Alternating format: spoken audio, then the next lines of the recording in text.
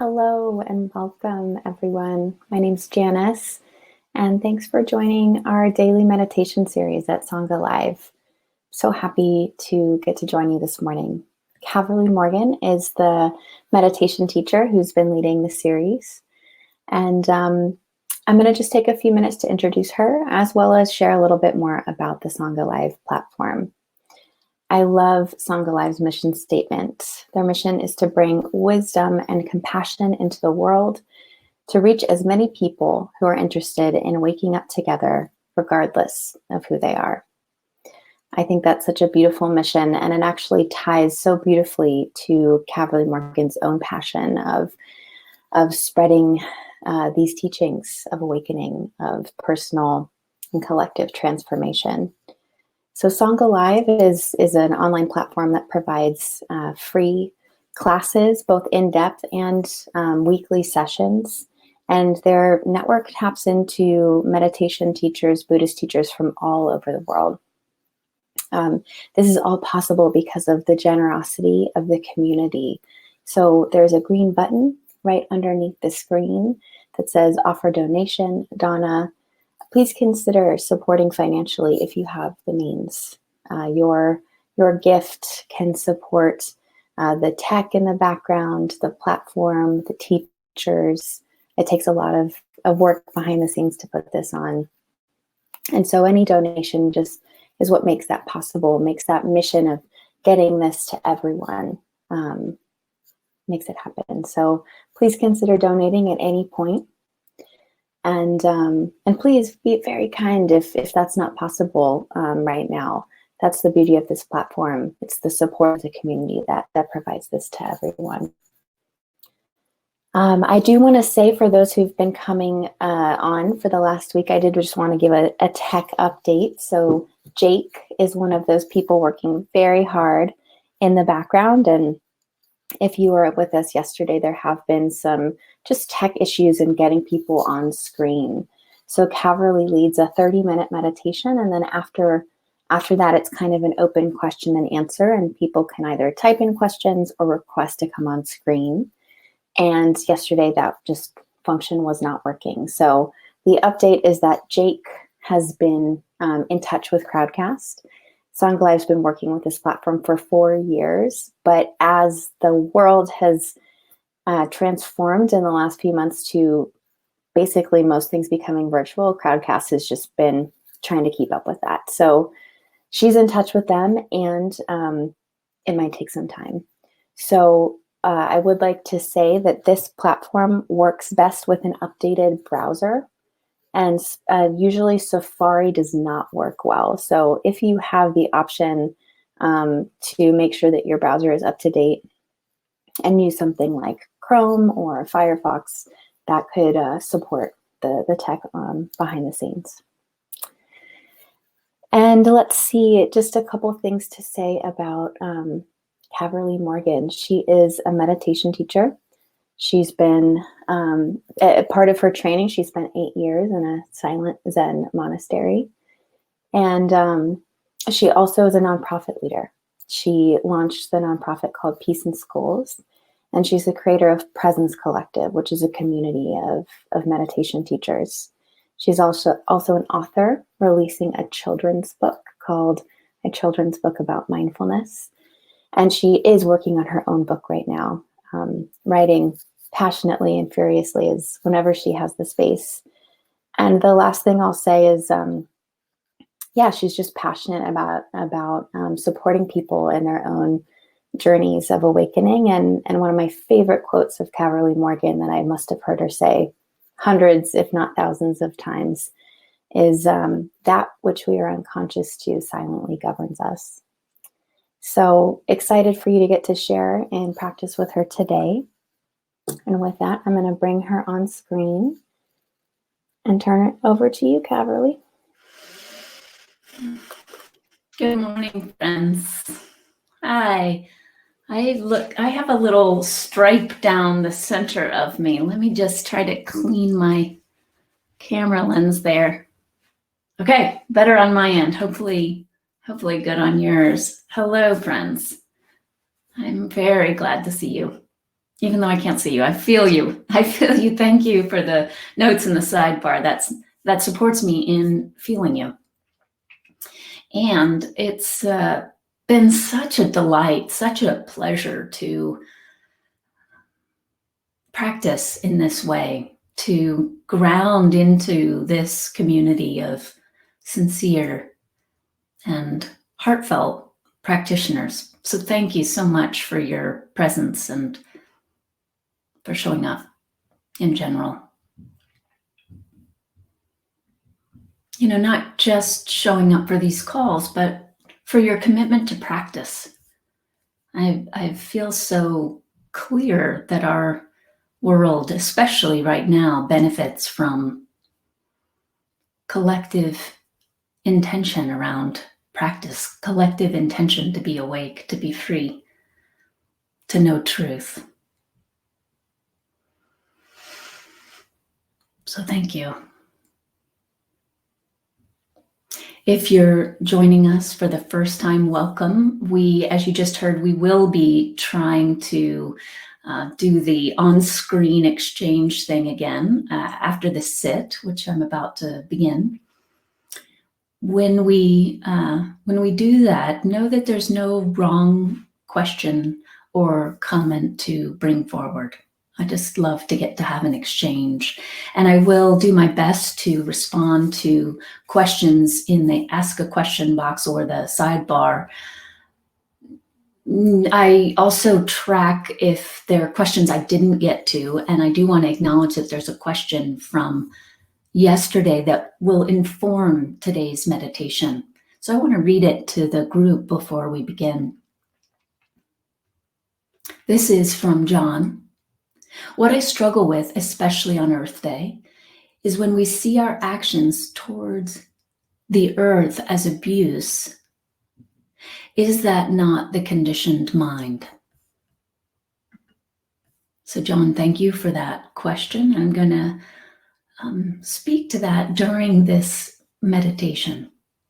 And John, if you're interested in coming on screen when we're done, it'd be lovely to have an exchange with you about whether this spoke to your question. And John, I didn't see in the sidebar whether you're here today, but hopefully you are. And if not, maybe we can at least point you to the recording. All right, friends, let's begin. Please come into whatever position is best for you for this experience of sitting together for half an hour. John, wonderful. Welcome.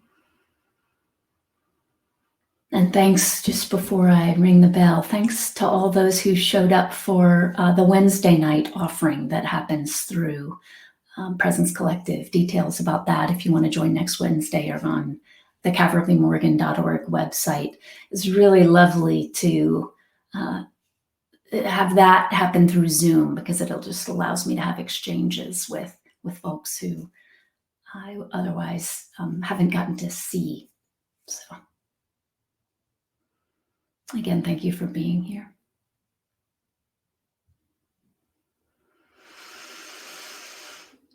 Take a moment to take 3 of the longest and deepest inhalations and exhalations you've taken yet today.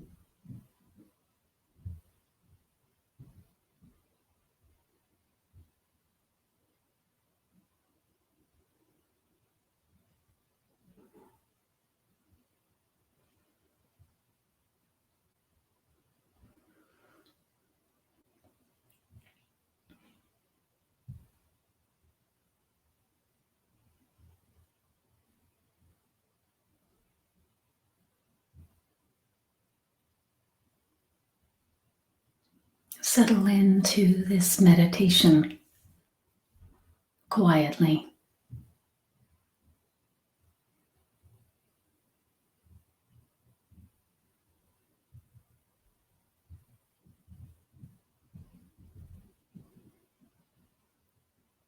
So release any habitual temptation to begin your meditation with a felt sense of hardness or tight discipline.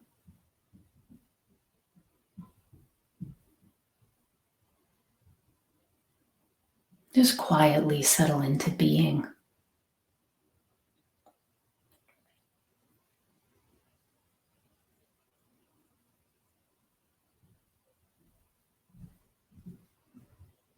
The refuge of presence.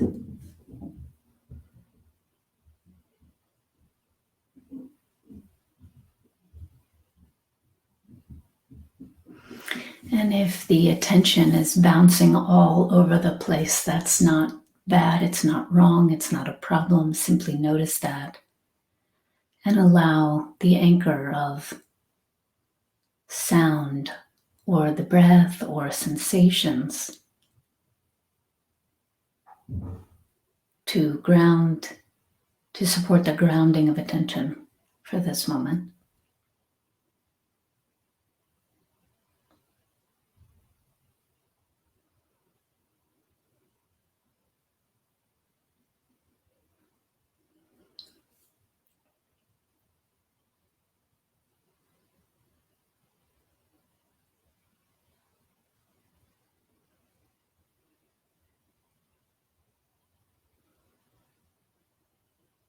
So for this meditation, choose one of those anchors for now.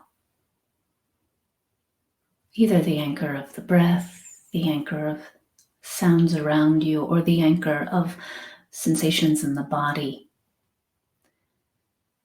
Give the attention to one of those things, these things here now in this moment.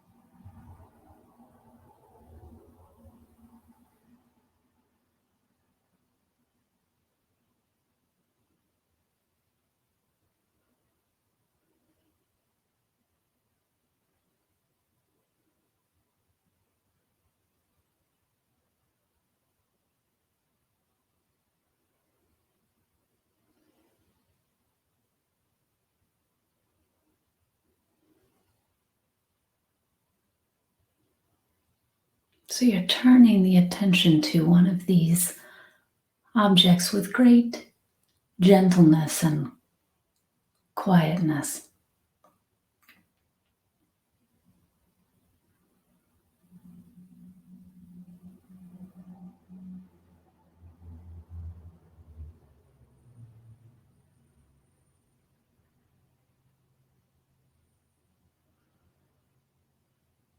Our attention is deeply wired to bounce from thing to thing to thing, object to object to object.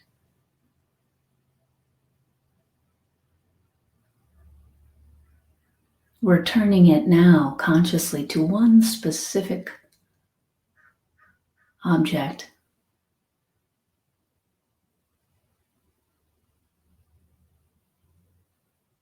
that's here and now. versus the object of thoughts about the future or thoughts about the past.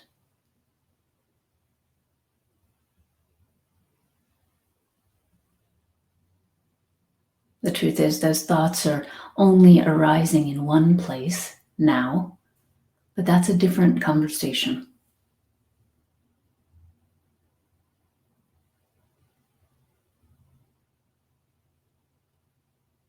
For now, just bring your attention again and again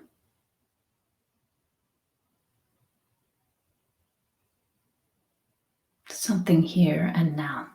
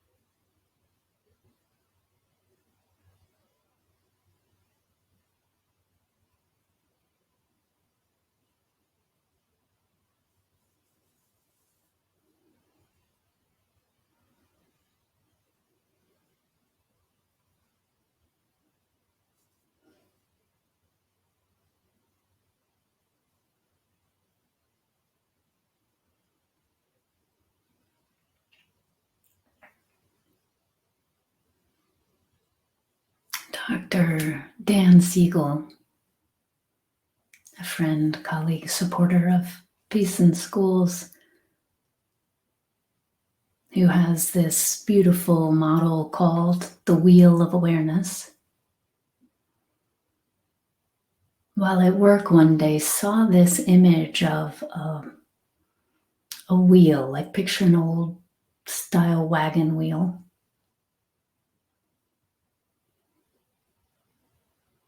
On the outer rim of the wheel are these various objects of our experience.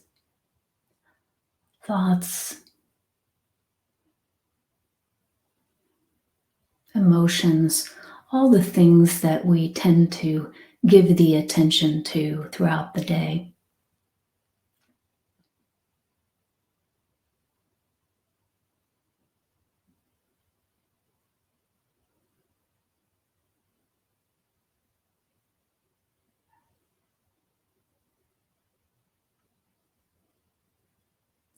Now imagine in the center of this wheel, awareness. So the attention moving out of awareness to these various objects through these spokes.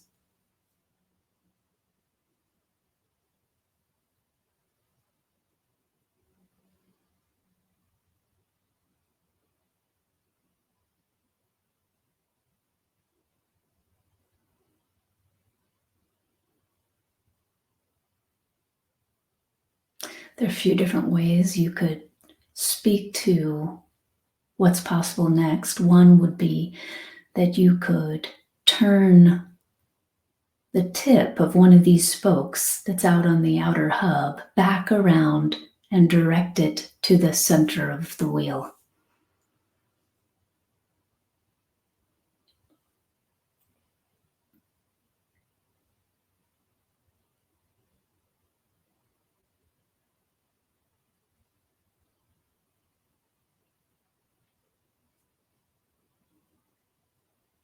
Well, Dr. Dancy will give one particular articulation of this model. This is an old practice, which is a non-practice, if you will. Ramana Maharshi spoke about the attention sinking into its source, awareness. So in that metaphor, we would allow this spoke, the end of the spoke, to simply draw back into source rather than remaining focused on this outer hub.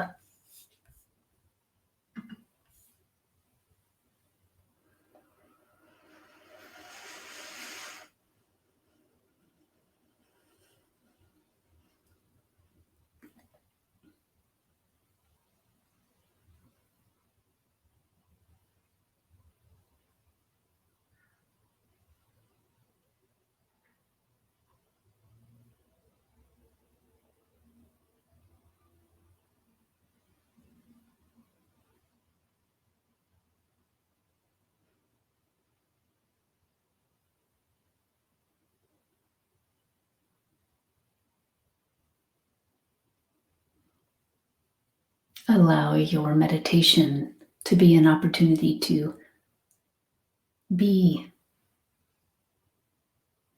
resting,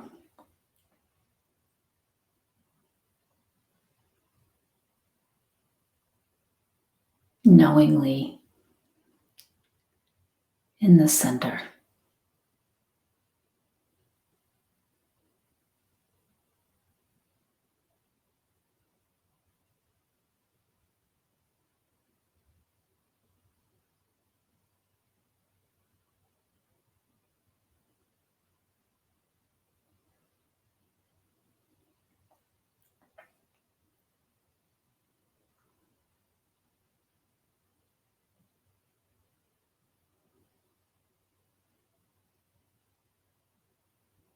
And then to speak to John's question, notice that when the attention leaves this center, when it moves outward to various objects, let's say thoughts of past or future,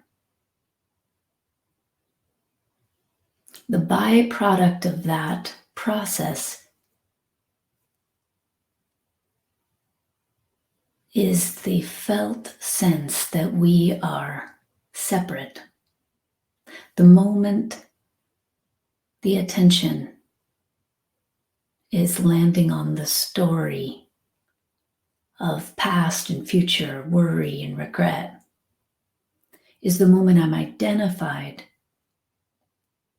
with the conditioned mind.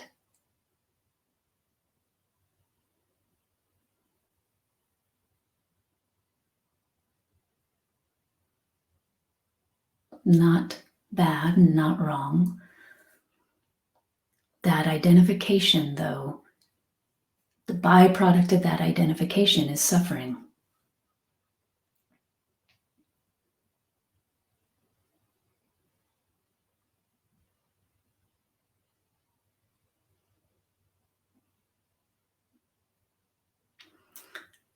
And that suffering is optional.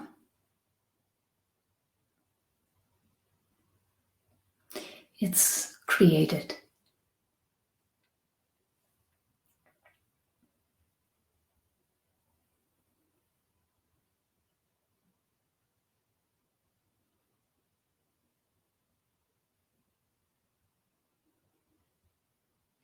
It's when we're identified with the conditioned mind that we view the world through the lens of a subject-object relationship. Me and you, us and them. Black and white, good and bad.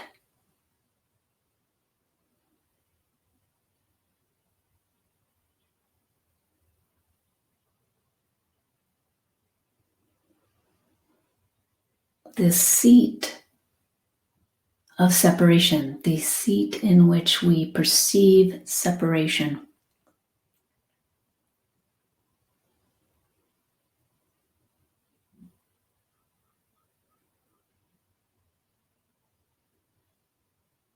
Not only has a byproduct of suffering, but another byproduct is that that's the seat from which harm happens.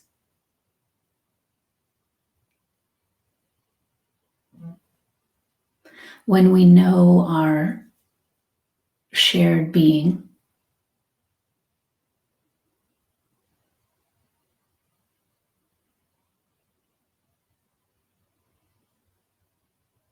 we're clear.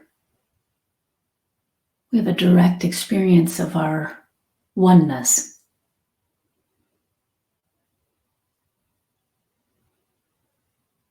So there's no confusion that harming you would harm me.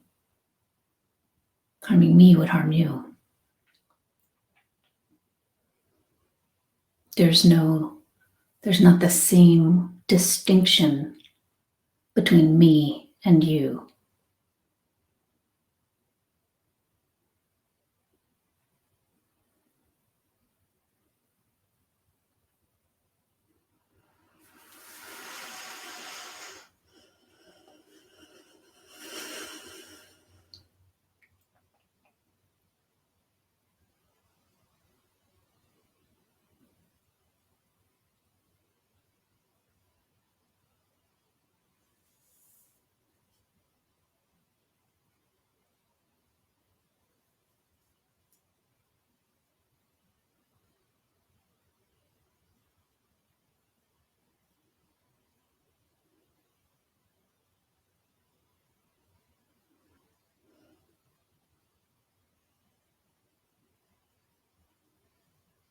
So yes, causing harm to the earth arises from our identification with the conditioned mind, because it's then that we perceive the earth as separate from us. Therefore, something we can act upon, take from.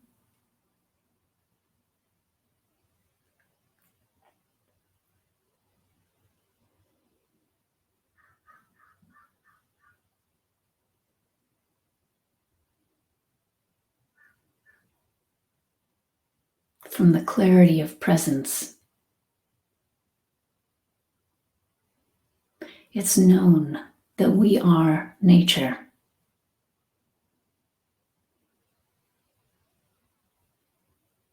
That we aren't separate.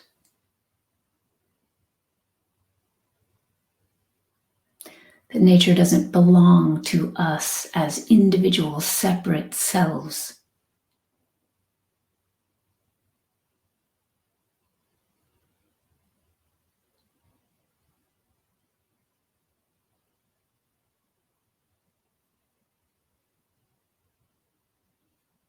It's only through that lens, that perception,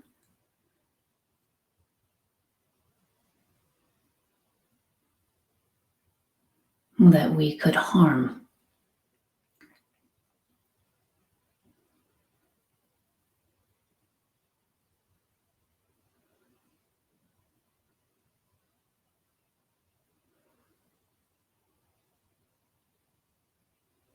So practice, you could say,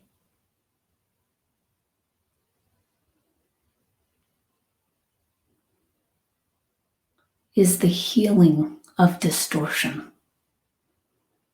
the distortion of separation.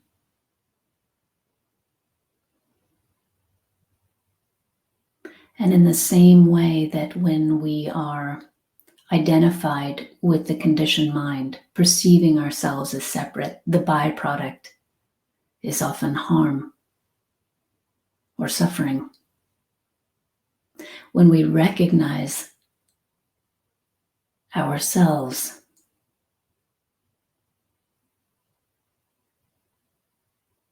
as one, the byproduct is compassion.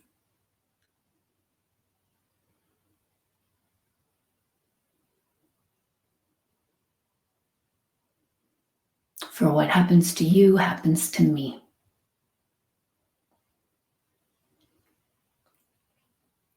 What happens to me happens to you.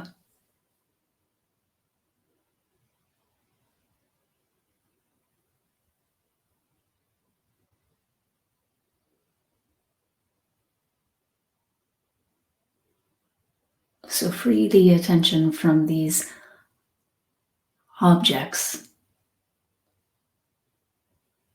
from the tendency to identify with the conditioned mind and perceive life through this lens of separation.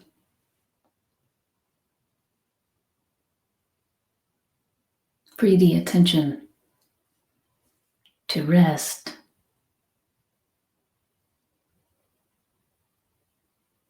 knowingly in oneness, in presence.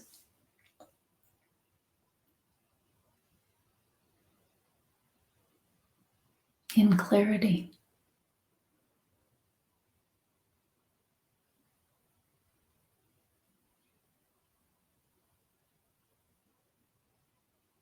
In peace.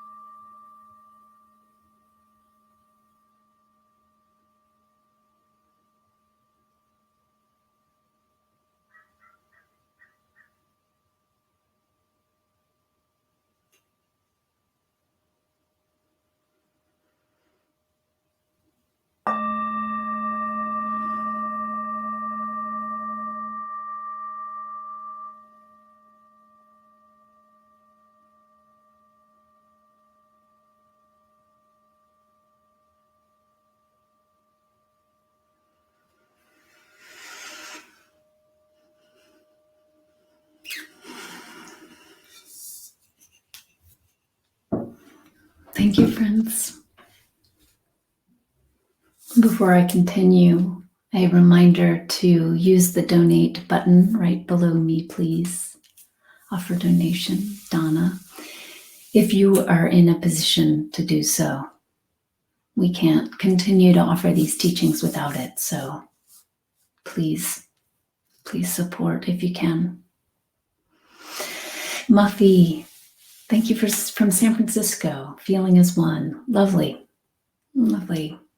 It's nice to feel that which we are, isn't it? Meditation practice could be described that way, an opportunity to be what we inherently are. But again, when identified with the conditioned mind, we forget. So thank you. John, I'd love to hear if that addressed your question, and if yes or no. I was going to say, if no, please come on screen and let's chat, but you could also come on screen if the answer is yes. So yes, friends, let's try again with this coming on screen.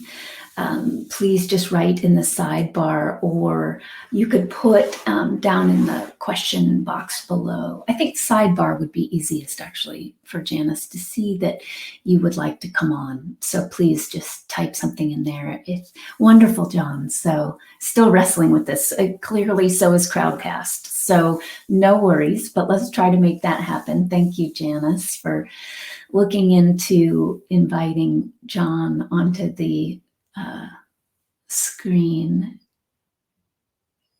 Kiki, I wish I could be resting in the refuge as I go through my day. Kiki, I'm sorry that we're not engaging so that I could ask you more about that, because to say that we can't do that is an assumption.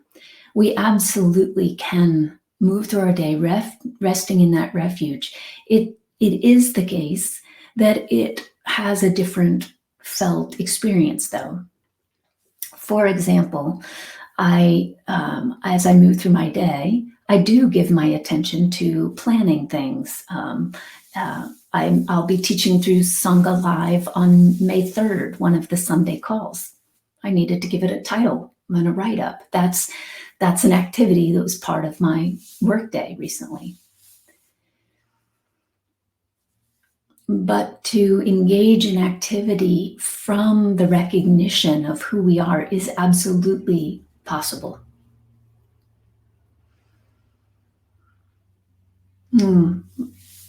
I'd love to, when you say, is there a way to do that? Yes. As you're moving through your activity,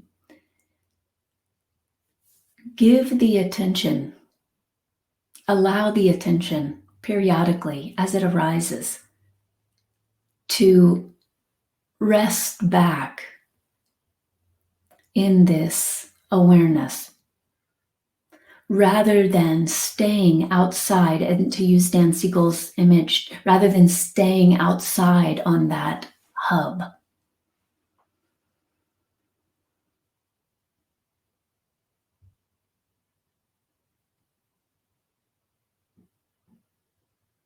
You can engage in activity, objects of experience out on the hub, while staying present to awareness. And one of the gifts of meditation is that we're establishing ourselves. We're stabilizing in our knowing, our recognition of ourselves as awareness. So I'd love to hear how that practice goes for you, Kiki. Spencer, yes, thank you for introducing the wheel. Great, wonderful. I'm glad that was useful to you. John, your browser is limited, Safari. Okay, so let's try it with a different browser, perhaps tomorrow. My struggle is I want to rest in the refuge, but I feel I need to condition things to act. Things need to be good and bad, like injustice, harm, and that moves me to action. So can you live in equanimity and awareness in the face of harm. Yes, John, it's a practice. Many on the path feel that we have to transcend what's happening in the world in order to be free. But I would suggest that we have to recognize that we are one with the world in order to be free. And so that doesn't deny or reject anything in the world.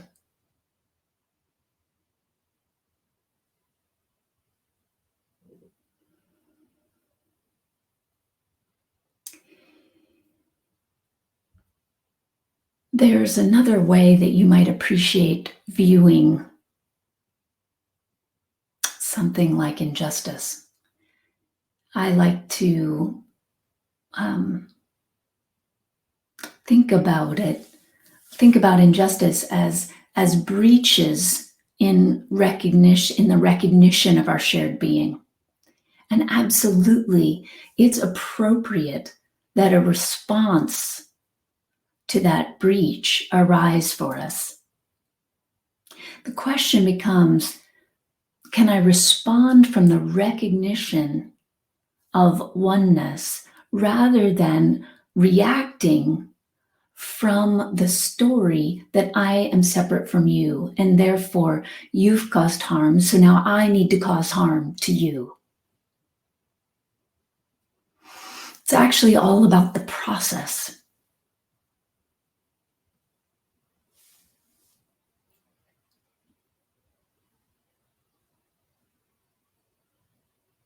What shifts when we engage in the world from the recognition of oneness? From that recognition of oneness, absolutely, tremendous compassion arises as we see conditioned activity. And again, the ripple effect of that conditioned activity is harm. The ripple effect of being identified with the ego, with the illusion of a self that is separate from life, is suffering and harm.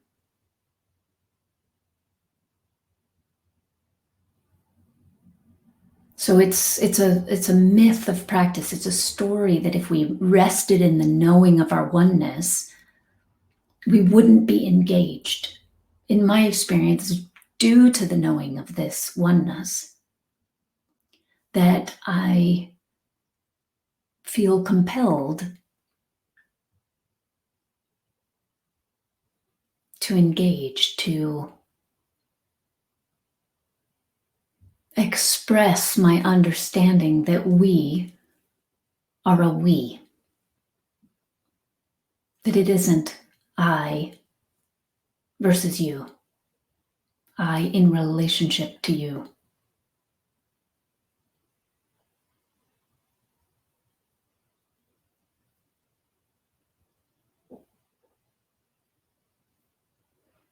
How many movements have we seen that we're trying to combat something that was arising on behalf of this lens of separation with the opposite side? And then how often in history do we see that we just bounce from side to side? Liberal, conservative, for example.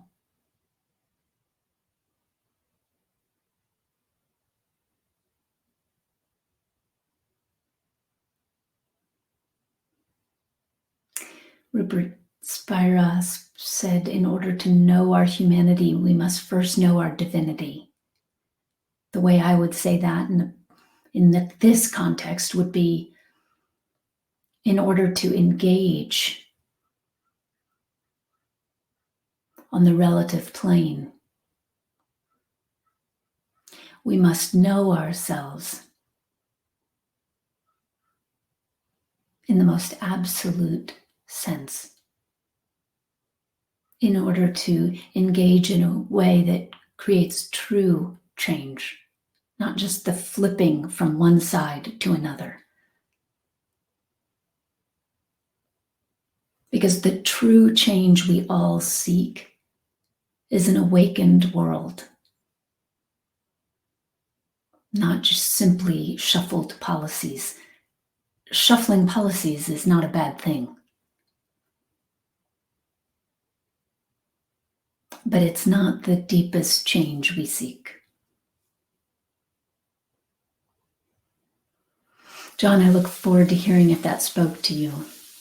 Thank you for your question. I see there are questions in the question box now, so I'm going to turn my attention to them. Maria, today is the third day in a row that I've had the privilege of my own personal retreat, and I've watched my thoughts coming and going in relation to a situation I shared last week. Yes, thank you. I remember the housing, the home, family home. I'm suddenly aware of how I can choose love, but still the conditioned mind with its views tend to draw my attention. Today, I realized that the space of love is a real invitation, so I'm happy or lucky to be able to say yes. So much gratitude in this moment. Not a question, but a sharing. Maria, beautiful. Your insight is rich and profound. Yes, arises from that place of love, doesn't it? Beautiful. Thank you so much for your practice, and thank you for choosing love, Maria. All right. Maria Katrina. I know that separation is an illusion. How can I stay in compassion when I know actions that can be potentially harmful from the other person can affect other people's lives in a negative way? So beautiful. You and John are really, I think, pointing to the same inquiry. I don't want to perceive this kind of awareness when I go through the day and I'm having a difficult time digesting that even if I have this loving awareness, others may not see the awareness of no separation or understand the causation of their actions.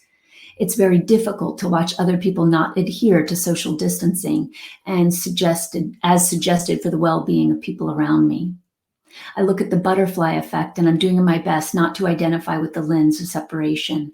How can I see and stay in the presence of compassion more when I sense safety being shaky from other people's actions? I can feel the shaking on the inside of the hub. I don't normally have this when I'm with myself, but I sense this when I'm around certain people. Namaste. Yes, namaste. And absolutely, it is very, very understandable that during a time like this, you have a heightened awareness of being triggered. We're in a global pandemic. It's understandable that you're seeing these triggers as you observe other people's actions. But notice that this doesn't just happen in a pandemic. We are deeply habituated to move through the world and see things through this conditioned lens, as you said, of separation, in which they aren't doing what we want them to do. They aren't being responsible. They aren't acting on the benefit of the whole. And I know the whole. So I now am going to judge you for not recognizing the whole. You can feel as I describe that, as I reflect this back to you in this language, you can feel that the moment I'm doing that, the moment I'm judging in that way, is the very moment that I've now joined the party, if you will, of separation. So the compassion you seek, again, is the byproduct of knowing that you aren't separate. So there are a few different ways to access that in the form of practice. One is very concrete tool. You can simply notice, what am I projecting? So just as an example, if I'm projecting that someone is being ignorant, and in this case, I'll use the word ignorant in the form of just ignoring reality, ignoring reality. Can I see I'm projecting that? I'm setting this person apart from me, from the ignoring of the reality that we are actually one. So I can work with, in practice, the tool of projection to trace back and to resolve ignorance here. I can use judgment as a flag. Anytime judgment arises, I've become separate. Remember, conscious, compassionate awareness, vast, unlimited consciousness isn't judging. We have to be identified with the conditioned mind in order to judge. And remember the Buddha's image of someone being angry or judgmental of another and then picking up a hot coal to throw at this other. Whose hand is burned? So notice the projections. Notice the story you tell about others. And then bring your attention back to seeing shared being, to knowing shared being with this other. Because ultimately, that's what you wish the other person was doing. You wish the other person was knowing their shared being and having their actions reflect their knowing of shared being. So to use what's now become a cliche, be the change. Be the one. Don't let your peace hinge on another person's actions. Be the one to go to the knowing of this shared being. To free yourself from the confines of judgment.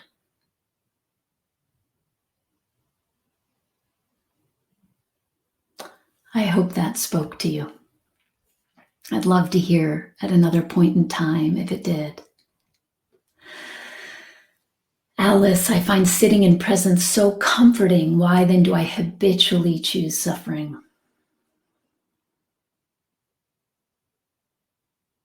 Well, first, I appreciate that you name that it's a habit. Habits can be broken. The benefit of practice is that we're habitually, to go back to Dan Siegel, we're rewiring the brain. Grooves are set in the brain with our conditioned thought loops and habits.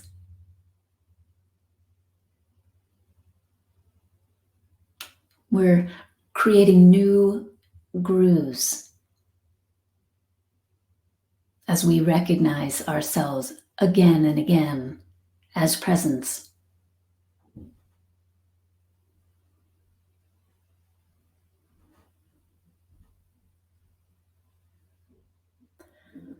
Alice, see if you can access the kind of compassion you'd have for a young person in your life who you love if they were trying to break a difficult habit, a habit that led to suffering.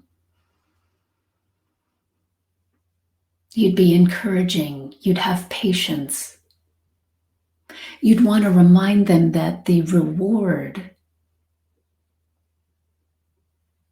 comes through this simple act of remembrance. That they'll never find the reward through the habit of identifying with these conditioned processes and patterns. And you'd want to be the loving presence that invites them home again and again.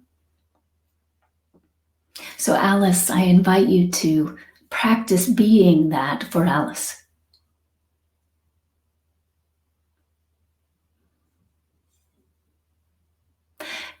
Another time we'll talk more about the why aspect of this, but I wanted to first offer that. Thank you. All right, friends, we are out of time, but I see that the next question is from Kavi. So I do want to read it because Kavi, thank you. I know you didn't get to ask your question in last night's group. Kavi, you'd love to come on screen. We'll do that in the next call if you're willing. You are trying out new skills, hobbies, and projects. What's your approach when the conditioned mind is putting resistance to me starting or committing to something brand new? Thank you, Kavi. To name it as the conditioned mind expressing resistance, just as you have, Kavi. There's a great story. When I was training monastically, there was a woman I trained alongside for some years who actually had been a Catholic nun for many years before she was a Zen monk. And she was quite devoted, quite committed to God and to practice. And I remember her telling a story of hearing this self-talk that every time she started something new would say, well, you can't do that. You can't do that. And one day she was asked to do a building project. She didn't know anything about building, but there she was using this skill saw. And she was hearing the voice, you can't do that. You don't know how to start a project like this. You don't have the skills for this.